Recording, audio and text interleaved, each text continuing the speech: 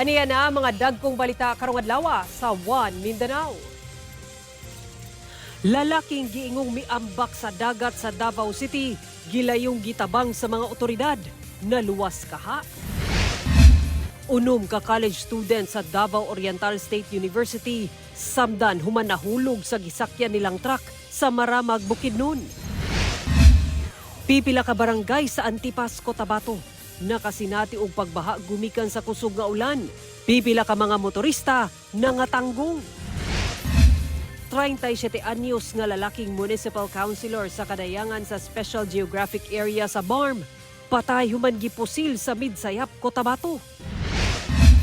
Og sa RTV Presents, kakulang sa pasilidad alang sa seguridad, nagpabiling suliran sa pipila ka eskwelahan sa Cagayan de Oro City.